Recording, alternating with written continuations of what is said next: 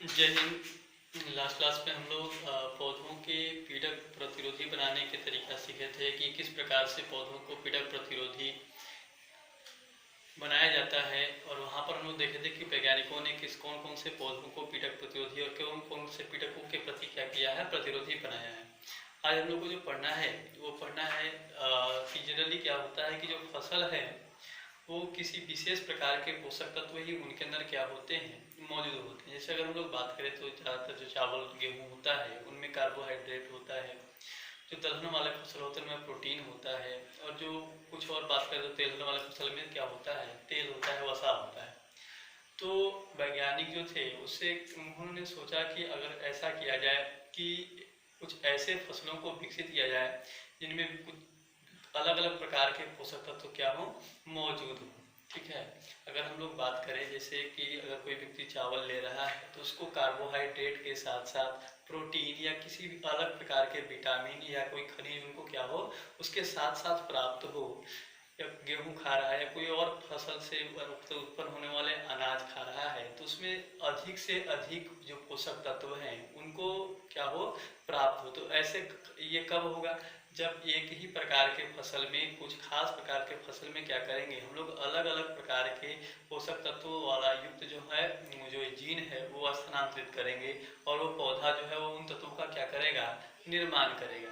तो इस तरह से क्या होगा कि कम अनाज में ही जो व्यक्ति है उसको अधिक से अधिक पोषक तत्वों की क्या हो जाएगी, प्राप्ति हो जाएगी। और व्यक्ति जो है या बच्चे जो है वो कुपोषण के शिकार होने से क्या हो जाएंगे, बच जाएंगे। कुपोषण का मतलब होता है कि कई तरह के जो पोषक तत्व होते हैं उनके कमी के कारण उनका शरीर का जो विकास है सही ढंग से वो नहीं हो पाता है।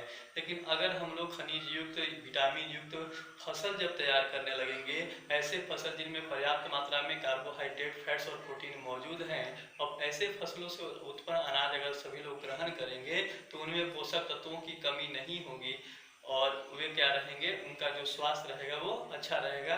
तो ये तरीका जिसमें हम लोग क्या करते हैं, फसल की गुणवत्ता में सुधार करते हैं। ठीक है ना, जनन स्वास्थ्य को सुधारने के लिए खनिज युक्त, विटामिन युक्त, या कह सकते हैं कि उच्च प्रोटीन युक्त जो किस्में होते हैं फसल के उनको विकसित कर रहे हैं। और उनको विकसित करने की जो विधि होती है उसको हम लोग क्या बोलते हैं, जैव प्रबलीकरण कहते हैं, बायोफोर्टिफिकेशन। ये क्वेश्चन आया है कि जैव प्रबलीकरण क्या होता है। तो नेक्स्ट हम लोग को आज हेडिंग डालना है जैव प्रबलीकरण, बायोफोर्टिफिकेशन।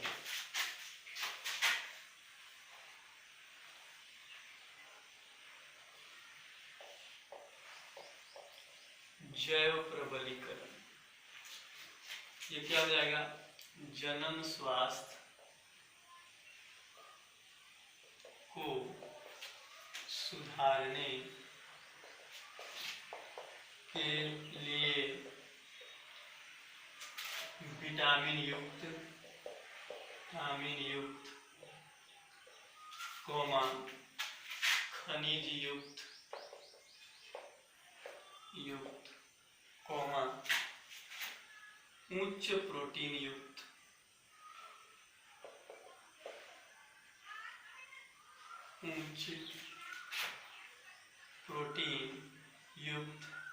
एवं स्वास्थ्यवर्धक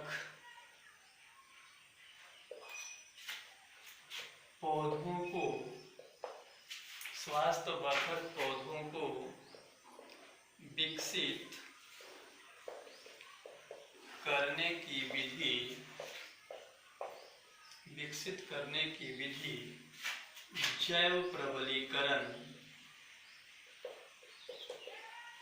बायोफोर्टिफिकेशन, जैव प्रबलीकरण कहलाता है।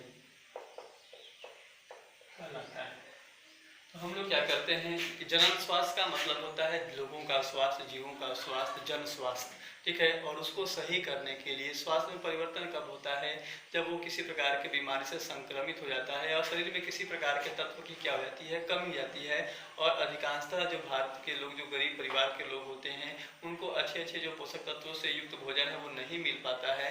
तो वो कब दूर होगा, जब वो जो अनाज उगा रहे हैं उसी अनाज में सभी प्रकार के पोषक तत्व पर्याप्त मात्रा में में क्या हो, मौजूद हो। और वो कब संभव होगा, जब हम लोग फसल की गुणवत्ता में, अनाजों की गुणवत्ता में क्या करेंगे, सुधार करेंगे। तो वो अनाजों की गुणवत्ता में सुधार करना ही क्या कहलाता है, जैव प्रबलीकरण कहलाता है। सीधा सा मतलब है कि जनन स्वास्थ्य को सुधारने के लिए विटामिन युक्त, खनिज युक्त, उच्च प्रोटीन युक्त एवं स्वास्थ्य वर्धक जो पौधे हैं उनको विकसित करने की विधि क्या कहलाती है, जैव प्रबलीकरण कहलाती है। इसके बाद इसका एग्जाम्पल हम लोग देखेंगे।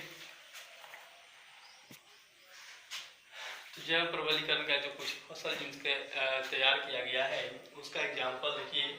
पहला जो है वो मक्का है। मक्का में दिया हुआ है कि मक्का जो है इसमें ऐसा जीन स्थानांतरित किया गया जिसमें ट्रिप्टोफान एवं लाइसिन, ट्रिप्टोफान और लाइसिन जो होते हैं वो एमिनो एसिड होते हैं, और ये एमिनो एसिड से क्या प्राप्त होगा, प्रोटीन प्राप्त होगा। तो ये ऐसा मक्का तैयार किया गया जिनसे क्या प्राप्त हो, लोगों को पर्याप्त मात्रा में प्रोटीन प्राप्त हो, ट्रिप्टोफान और लाइसिन जैसे एमिनो एसिड प्राप्त हो। ये एनसीईआरटी में दिया हुआ है गेहूं। गेहूं का कौन सा किस्म है, एटलस 66। एटलस 66 जो है ये कौन सा किस्म है, प्रोटीन युक्त किस्म है, जिसको जैव प्रबलीकरण विधि से क्या किया गया है, तैयार, पादप प्रजनन विधि से तैयार किया गया है। और नेक्स्ट है चावल। चावल का एक किस्म दिया हुआ है शक्ति रतन, और ये जो शक्ति रतन किस्म है इससे भी क्या प्राप्त होता है, प्रोटीन युक्त किस्म है, इससे लोगों को प्रोटीन प्राप्त होता है। ठीक इसी प्रकार से दिया हुआ है गाजर, पालक और लौकी। ये गाजर, पालक और लौकी जो है इनमें क्या होता है, विटामिन ए, ठीक है, इनसे विटामिन ए प्राप्त होता है। नेक्स्ट है करेला, बथुआ। बथुआ जो होता है साग जैसा होता है, घर में पेरेंट्स से पूछ सकते हैं। बथुआ, सरसों और टमाटर ये ऐसे फसल हैं जिनमें क्या किया गया, विटामिन सी से संबंधित जो जीन है उसको स्थानांतरित किया गया। नेक्स्ट है पालक एवं बथुआ, और पालक और बथुआ में आयरन एवं कैल्शियम की प्राप्ति हो इसलिए उसको क्या किया गया, विकसित किया गया। ब्रॉड बीन्स, लबलब, फ्रेंच एवं गार्डन मटर। फ्रेंच और गार्डन मटर ये मटर की प्रजाति है। ब्रॉड बीन्स, ठीक है, लबलब, इनके अंदर क्या मिलता है, प्रोटीन मिलता है। तो ये अलग अलग प्रकार के जो फसल हैं जो पहले विशेष प्रकार के ही, जिनमें सिर्फ विशेष प्रकार के ही पोषक तत्व प्राप्त होता था, कार्बोहाइड्रेट या फैट्स या प्रोटीन प्राप्त होता था, उन्हीं को क्या किया गया, अलग अलग प्रकार से चेंज किया गया और उन्हीं के गुणवत्ता में सुधार किया गया, जिनसे वो वही अनाज जो है वो एक से अधिक पोषक तत्वों को क्या कर सके, तैयार कर सके, और लोगों के जो पोषक तत्वों की कमी है, आवश्यकता है, उसको क्या किया जा सके, दूर किया जा सके। और इसी विधि को हम लोग क्या कहते हैं, जैव प्रबलीकरण कहते हैं। ये इंपॉर्टेंट है, जैव प्रबलीकरण एग्जाम में पूछा है, इसको क्या करिए, नोट करिए। फिर इसका देखते हैं उद्देश्य क्या होता है। नेक्स्ट देखते हैं जैव प्रबलीकरण। जैव प्रबलीकरण के उद्देश्य क्या होता है, इसका उद्देश्य। तो पहला उद्देश्य होता है, अगर बात करें तो उच्च प्रोटीन युक्त जो पौधे हैं उनको तैयार करना, या कह सकते हैं कि प्रोटीन की गुणवत्ता में सुधार करना। तो पहला जो पॉइंट होगा वो होगा प्रोटीन की गुणवत्ता में सुधार करना। अगर हम सेकेंड पॉइंट की बात करें तो इसका जो मकसद है वो खनिज युक्त पौधों को क्या करना है, विकसित करना है। ऐसे पौधे जिनमें खनिजों की मात्रा क्या हो, अधिक हो। तो नेक्स्ट लिख सकते हैं उच्च खनिज युक्त पौधों को विकसित करना। और ऐसे फसल जिनमें क्या होता है, जिनके बीज से हमें तेल की प्राप्ति, जैसे सरसों, तो उनके अंदर जो तेल की मात्रा है, तेल का अंश है, उसकी मात्रा को क्या करना, बढ़ाना। इसका मुख्य उद्देश्य था, जैव प्रबलीकरण का मुख्य उद्देश्य था। तो नेक्स्ट लिख सकते हैं कि पौधों में या फसलों में तेल अंश की मात्रा को क्या करना, बढ़ाना उसको इंक्रीज करना जैव प्रबलीकरण का मुख्य उद्देश्य। ये पूछता नहीं है इसे, लेकिन लिखवा दिए हम आपको। सिर्फ पूछता है कि जैव प्रबलीकरण क्या होता है, और वो जो इसका एग्जाम्पल लिखवाए हैं वो इम्पोर्टेंट है। एटलस 66 हो गया, ठीक है, कि वो किसका किस्म है, जो गेहूं का, और उसमें क्या पाया, तो पर्याप्त मात्रा में प्रोटीन है। पालक वाला हो गया, इसमें आयरन और कैल्शियम है, और नीचे ब्रॉड बीन्स लवलव ये सब लिखवाए हैं। फिर गाजर आपको मालूम है कि बीटा कैरोटीन, इसमें प्रोटीन पाया जाता है। तो एग्जाम्पल क्या है, इंपॉर्टेंट है। इसके बाद हम लोग को नेक्स्ट एक और इम्पोर्टेंट टॉपिक पढ़ना है, और वो है, इम्पोर्टेंट करिए देना है, वो है एकल कोशिका प्रोटीन। एकल कोशिका प्रोटीन, इसको अंग्रेजी में हम लोग बोलते हैं सिंगल सेल प्रोटीन, और शॉर्ट में SCP, single cell protein. SCP क्या होता है जनरली, अब कुछ ऐसे सूक्ष्म जीव होते हैं जिनका हम लोग क्या करते हैं, अपने भोजन के स्रोत में का उपयोग करते हैं, ठीक है। जैसे अगर हम लोग बात करें तो वैसे लोग जो अंतरिक्ष यात्री हैं, अंतरिक्ष में जाने वाले लोग हैं, तो अब जब अंतरिक्ष में जाते हैं तो 2-2 महीना 4-4 महीना वहाँ पर रहते हैं। तो ऐसा थोड़ा हुआ कि यहाँ से जाने ले जाए, वहाँ से चावल रोटी ले जाएंगे, ठीक है, वहाँ पर उतना स्पेस नहीं होता है। तो वो क्या करते हैं कि वहाँ पर अपने भोजन की आवश्यकता को पूरा करने के लिए ऐसे सूक्ष्म जीवों को ले जाते हैं अपने साथ, जो उच्च प्रोटीन, जिनमें प्रोटीन की मात्रा क्या होता है, अधिक होता है। तो ऐसे सूक्ष्म जीव हम लोग कह सकते हैं जिनका उपयोग हम लोग भोजन स्रोत के रूप में कर सकते हैं, प्रोटीन स्रोत के रूप में किया जाता है। ऐसे सूक्ष्म जीवों को ही हम लोग क्या करते हैं, एकल कोशिका प्रोटीन कहते हैं। सिंपल सी बात है, एकल कोशिका प्रोटीन का मतलब होता है सूक्ष्म जीवों का अगर प्रयोग जो है वो भोजन स्रोत के रूप में किया जा रहा है, ठीक है। और ऐसे सूक्ष्म जीवों को ही हम लोग क्या बोलेंगे, एकल कोशिका प्रोटीन। तो यहाँ से क्वेश्चन आया है कि एक इनमें से कौन एकल कोशिका प्रोटीन, 2018 में, ठीक है, 2 क्वेश्चन आया था, वो बताएंगे कौन कौन क्वेश्चन है। तो पहले एकल कोशिका प्रोटीन लिख लेते हैं। ऐसे सूक्ष्म जीव, ऐसे सूक्ष्म जीव जिन्हें प्रोटीन स्रोत के रूप में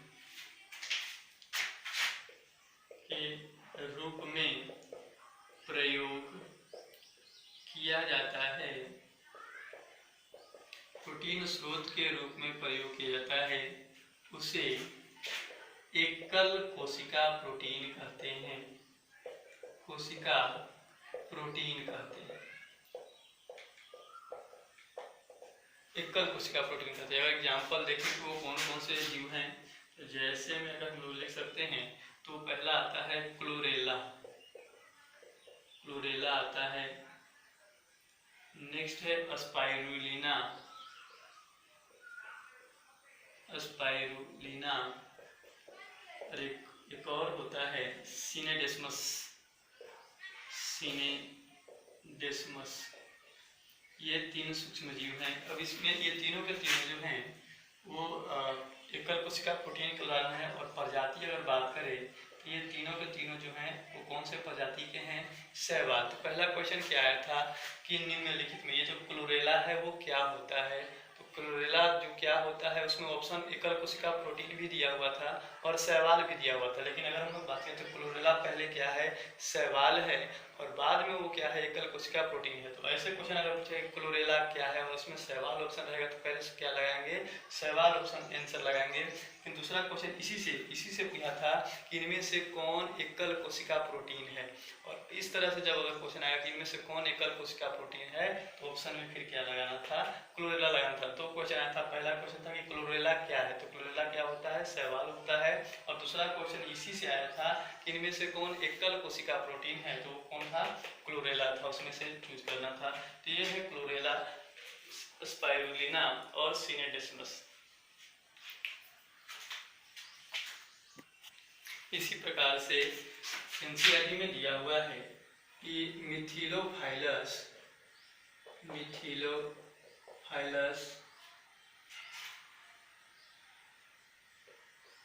और मिथिलोट्रोपस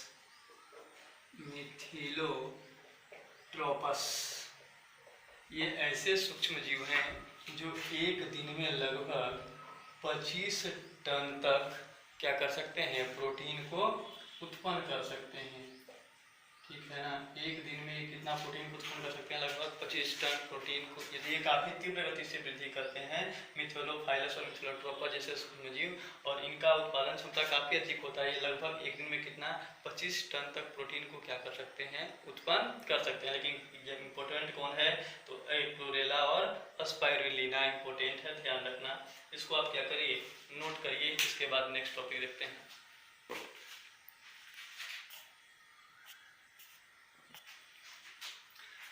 नेक्स्ट जो टॉपिक है वो है आपका उत्तक संवर्धन, टिश्यू कल्चर पढ़ना है। अब टिश्यू कल्चर हम लोग छोटे क्लास से भी पढ़ते हैं, 9th में भी पढ़े थे। उसमें बताया गया था कि जो टिश्यू होते हैं या पौधा की कोई भाग जो होता है वहाँ से विभोज्योतक को निकालते हैं और किसी संवर्धन माध्यम में, कल्चर मीडियम में उसको क्या करते हैं? रखते हैं, और वहाँ से उनकी वृद्धि करा करके, उनका संवर्धन करके हम लोग नए नए पौधे किस्मों का क्या करते हैं? विकास करते हैं, नए नए पौधों को विकसित करते हैं। तो अगर हम लोग किसी निश्चित संवर्धन माध्यम में पौधा के किसी भाग का संवर्धन करके उससे नए पौधों को अगर विकसित कर रहे हैं तो उसी को हम लोग क्या बोलते हैं? उत्तक संवर्धन बोलते हैं। तो नेक्स्ट हेडिंग डालना है उत्तक संवर्धन टिश्यू कल्चर। उत्तक संवर्धन क्या होता है? इसको टिश्यू कल्चर बोल रहे हैं। टिश्यू कल्चर क्या होता है? ये किसी निश्चित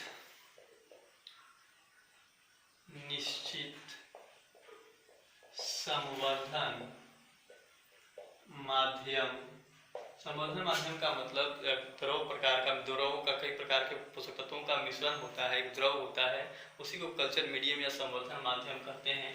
तो किसी निश्चित संवर्धन माध्यम में पौधा के किसी भाग को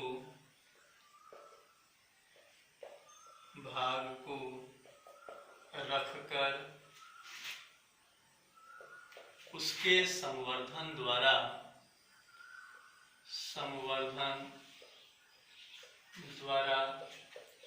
नए पौधे को विकसित करने की विधि उत्तक संवर्धन कहलाता है।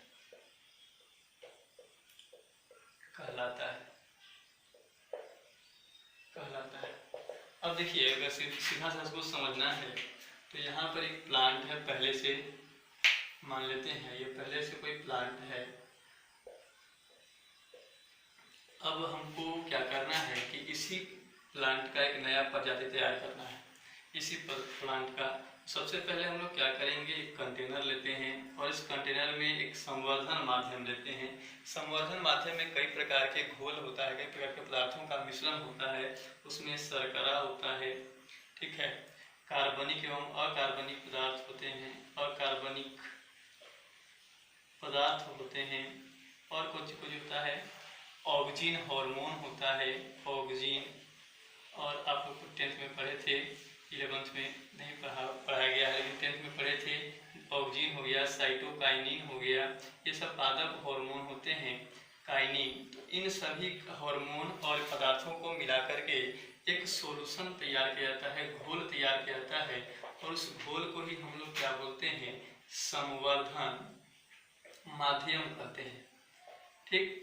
तो ये संवर्धन माध्यम बना। अब यहाँ से पौधा के किसी भाग से, किसी भाग कहने का मतलब है पत्तियों से, जड़ से और तना से हम लोग क्या करते हैं? विभोज्योतक को, विभोज्योतक आप लोग पढ़े हैं कि ऐसे पादप उत्तक जो लगातार क्या करते रहते हैं? वृद्धि करते रहते हैं। तो उस विभोज्योतक को हम लोग वहाँ से क्या करते हैं? निकालते हैं, और निकाल करके उस विभोज्योतक को हम लोग क्या करते हैं? इस संवर्धन माध्यम में ला करके डाल देते हैं, ठीक है। अब यहाँ पर ये जो विभोज्योतक है वो धीरे धीरे यहाँ से पोषक तत्वों को ग्रहण करेगा और इसमें क्या होने लगेगा? वृद्धि होने लगेगा। वृद्धि का मतलब है कि इसकी कोशिकाओं की संख्या क्या होने लगेगी? बढ़ने लगेगी, और बढ़ते बढ़ते ये क्या करेगा? कोशिकाओं का झुंड तैयार करेगा, और जो कोशिकाओं का झुंड तैयार होगा इसके वृद्धि से, तो उसको हम लोग क्या कहेंगे? कैलस कहेंगे, कैलस। और ये कैलस जो है वो आगे फिर भी विभाजित होते रहेगा और इसी से क्या होगा, एक नया पौधा जो है वो इस कंटेनर के अंदर विकसित होगा। तो इस प्रकार से पौधा के किसी भाग को संवर्धन माध्यम में रख करके उस एक नए पौधे को विकसित करने की जो विधि होती है उसको हम लोग क्या बोलते हैं, उत्तक संवर्धन करते हैं। अब इसमें हम लोग क्या कर रहे हैं, उत्तक संवर्धन के लिए हम लोग क्या करते हैं कि कम मात्रा में, बड़ी से बड़ी मात्रा में क्या कर, कम समय में अधिक से अधिक मात्रा में क्या कर सकते हैं, पौधों को विकसित कर सकते हैं। तो इसमें लिख सकते हैं, इस तकनीक द्वारा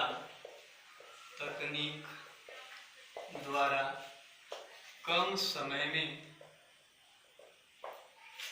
अधिक से अधिक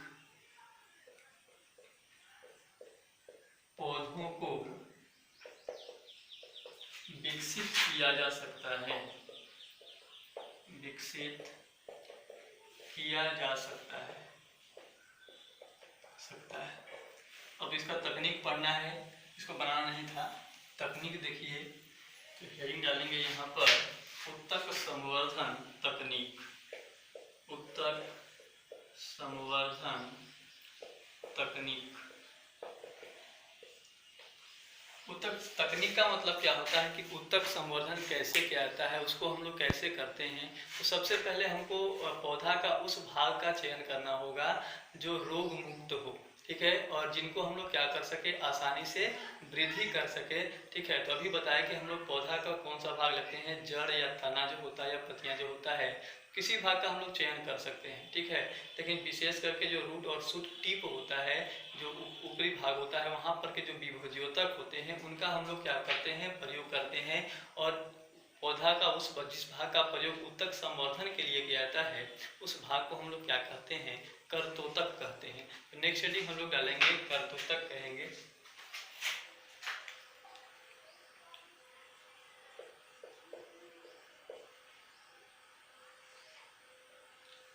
कर्तोतक का मतलब होता है एक्सप्लांट, एक्सप्लांट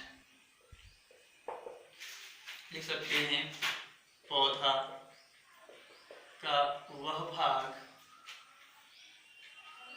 जिसका प्रयोग उत्तक संवर्धन, जिसका प्रयोग उत्तक संवर्धन के लिए किया जाता है। पौधा का वह भाग जिसका प्रयोग किसके लिए करते हैं हम लोग, उत्तक संवर्धन के लिए करते हैं या किया जाता है, उसको हम लोग क्या कहते हैं, कर्तोतक कहते हैं, उसे कर्तोतक कहते हैं। अब इसी में लिख सकते हैं हम लोग कि हम लोग क्या करते हैं, तो इसी में लिख सकते हैं, उत्तक संवर्धन के लिए, उत्तक संवर्धन के लिए कर्तोतक के रूप में जड़, तना एवं पत्तियों में पाए जाने वाले किसका, विभोज्योतक, ये इंपॉर्टेंट है, विभोज्योतक, मेरिस्टेमेटिक टिश्यू योतक का प्रयोग किया जाता है,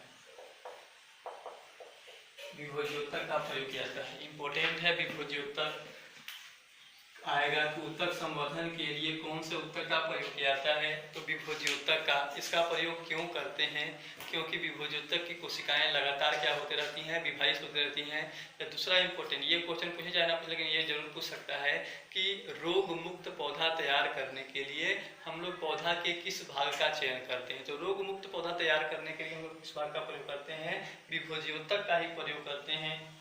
क्यों करते हैं, क्योंकि विभोज्योतक जो है वो लगातार विभाजित होने वाली कोशिका उत्तक होती है और इनमें किसी भी प्रकार के रोगाणु का संक्रमण नहीं होता है, इसलिए रोग मुक्त पौधा तैयार करने के लिए हम लोग उसका प्रयोग करेंगे, विभोज्योतक। तो यहाँ पर दो चीज समझाया कि पौधा का वो भाग जिसका प्रयोग हम लोग किसके लिए कर रहे हैं, उत्तक संवर्धन के लिए कर रहे हैं, उसको क्या बोलेंगे, कर्तोतक कहेंगे। और कर्तोतक के रूप में हम लोग किसका प्रयोग करते हैं, जड़, तना एवं पत्तियों में पाए जाने वाले विभोज्योतक का प्रयोग करते हैं। तो इसको भी क्या कर लीजिए, नोट कर लीजिए, इसके बाद आगे बढ़ते हैं। दूसरा जो होगा ऊतक संवर्धन के लिए वो होगा संवर्धन माध्यम। संवर्धन माध्यम की आवश्यकता होती है, जिसमें लिख सकते हैं कि ऊतक संवर्धन के लिए, ऊतक संवर्धन के लिए संवर्धन माध्यम की आवश्यकता होती है, आवश्यकता होती है। हम लोग लिख सकते हैं संवर्धन माध्यम में सुक्रोज, सुक्रोज एक प्रकार का कार्बोहाइड्रेट है, शर्करा है। सुक्रोज का प्रयोग कर सकते हैं अकार्बनिक लवण, अकार्बनिक लवण, ऑक्सीजन, ऑक्सीजन जो होता है वो हार्मोन होता है, ऑक्सीजन एवं साइटोकाइनिन, काइनिन का प्रयोग किया जाता है, किया जाता है।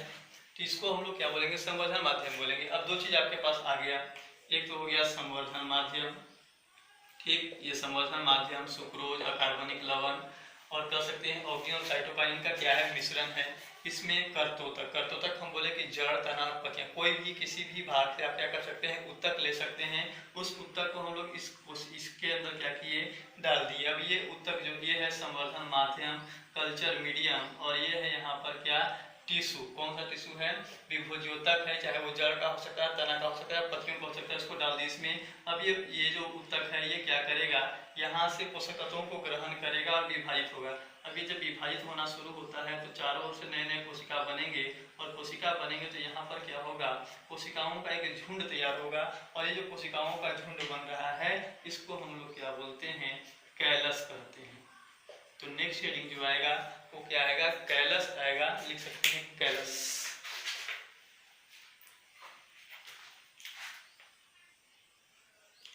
कैलस,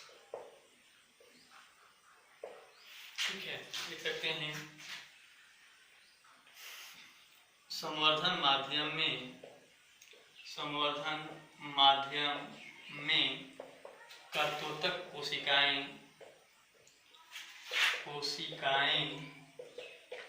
विभाजित होकर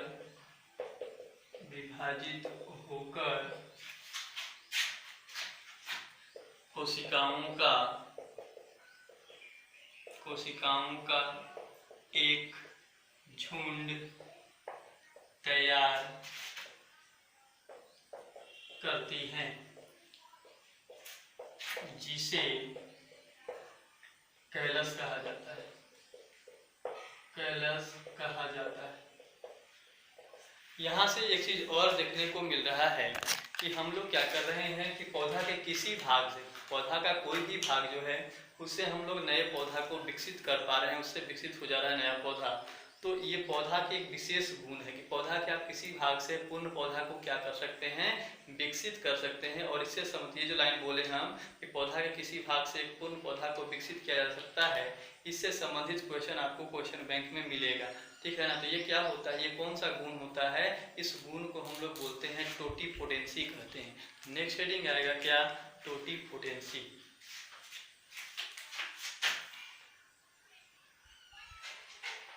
टोटीपोटेंसी अंग्रेजी शब्द है, एनसीईआरटी से इसका हिंदी खोज सकते हैं। टोटीपोटेंसी क्या होता है, पौधा के वह गुण जिसके द्वारा वो उसके किसी भी भाग से हम लोग नए पौधे को क्या कर सकते हैं, विकसित कर सकते हैं।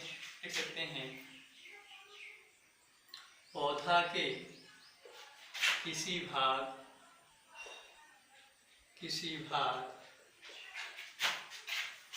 से पूर्ण पौधा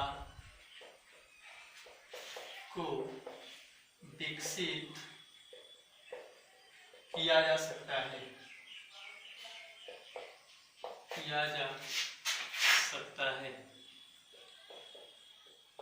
पौधा के किसी गुण को हम लोग क्या कहते हैं, टोटीपोटेंसी कहते हैं।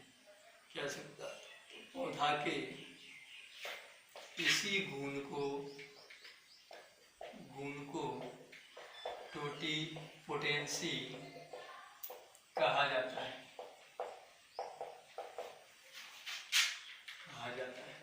तो इसको भी नोट कर लीजिए, इसको अंडरलाइन कर लीजिएगा, ये इम्पोर्टेंट है, नोट करिए।